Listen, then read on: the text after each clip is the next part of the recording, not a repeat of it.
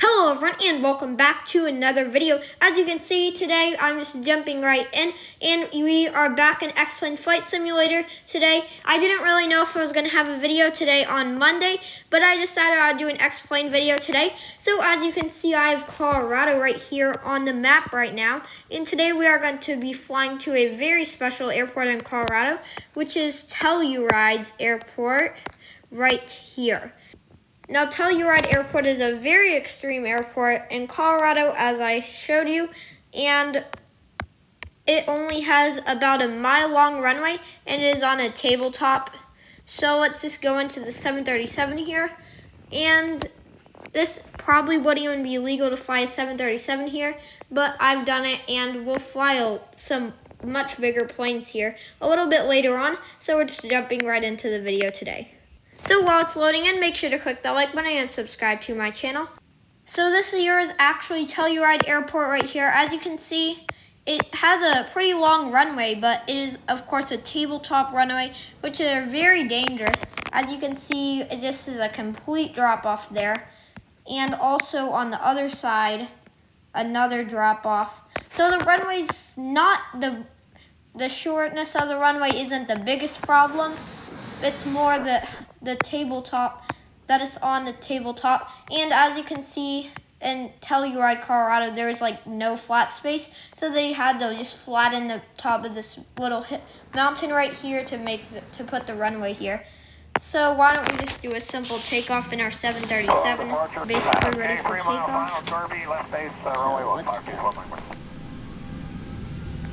And as you can see back there, we have some very tall mountains. So like the approaches and everything for this airport are very complicated. I think you have, since it's a tabletop runway and there's mountains all around it, you have to land on one side and then take off on the other side. Usually it's the way the wind, usually you take off against the wind. But anyways, we just took off, and usually you'd probably take off on the other side because of these very tall mountains you can see over there. You can see my elevation is already at 10,000 feet because we are very high. So it does make it take quite a while before you can lift off because the air is very thin. So now why don't we do a landing here at Telluride, which shouldn't be very much of a problem in the 737 for me, as I can do it pretty good, but we are going to definitely try some much bigger planes. So let's just get this 737 landed. And as you can see, this is final for, what runway is this? I can't remember. I'll put it on the video. But anyways, we are coming in for a landing here and at this tabletop runway. I know we're stalling. But anyways, we're coming in for a landing and coming in pretty nice. We have that huge cliff right there, so we don't want to run into that before landing. 400, 200. Okay. 100, 40, 30, 20, 10. And we are on the ground. Very hard touchdown, but that will definitely help us in stopping. And as you can see, a very quick stop, as I was literally stalling out the plane here. But that was very easy. That was pretty easy, basically. Definitely, probably, although that landing was probably against every single procedure you should do when you're landing your plane. Let's just check out a replay. And as you can see, I was literally almost skimming the top of that cliff. And a very hard touchdown, but a very quick stop. So now, let's get into some bigger planes. So why don't we go to the 777. This is going to be quite a challenge, and you would never fly a 777 here. You never even fly a 737 here. Probably even an emergency. You probably go down to Durango, which is just down here. They have quite a bit of a longer runway, and it's not as much in the mountains. So why don't we try to land our 777 here. This should go, hopefully this will go well. I've already done it before, so let's do it again. Dallas 31 right. So here we are in the 777 now. We need to increase our engine power here. And we are extending our flaps all the way to 30 degrees. So there's Telluride, and we are in our massive 777. And another random fact about Telluride and how dangerous it is. This Telluride is actually probably one of the most dangerous airports in the United States. And of course that is because our tabletop runway here, and also because it's short, it's in the mountains, and just a lot of the factors, especially because in the winters here, they are probably pretty crazy with all the snow and everything. And especially being tabletop, I bet you get some very strong winds. So it just, all those factors combined makes it a very dangerous airport, and we are about to land. 10. Actually, quite a smooth touchdown, not very close to the center line, but we should be able to stop.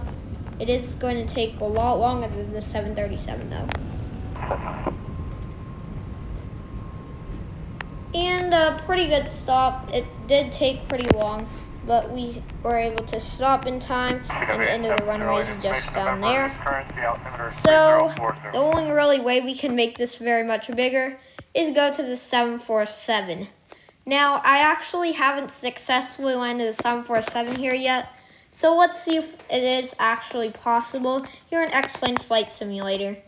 So here we are going into the 747, so here we are, and the 747 is very hard for me to fly, especially being on the second deck, so I haven't really done much short runway landings with it, and now we're very high, but we need to slow down as well.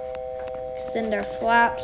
Yeah, this is going to be very hard. I have tried this like once or twice before, and we overrun.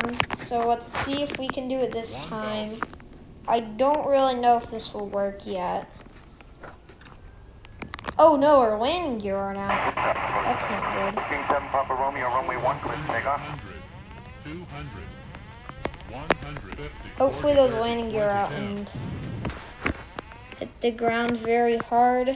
Okay, 3 miles. And now we're just using up the runway. So hopefully we can stop, but it's not looking too good. Ooh, this is gonna be pretty close here. Yeah, we're gonna overrun. And I think we're about to fall off the cliff. Ouch. Okay. Well, why don't we just watch the replay there? So, yeah, we were coming in very low, of course, and a very hard touchdown.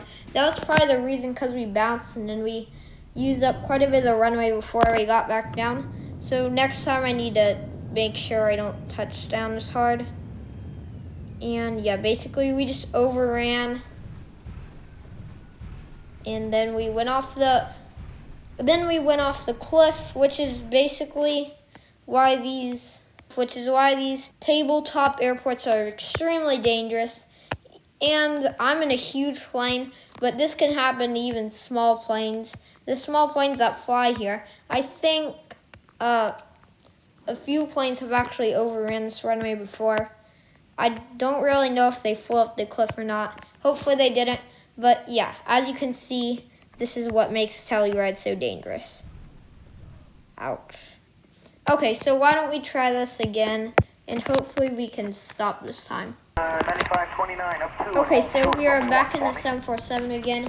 This time we have everything set, and hopefully we should have a much better landing than last time, and also hopefully stop.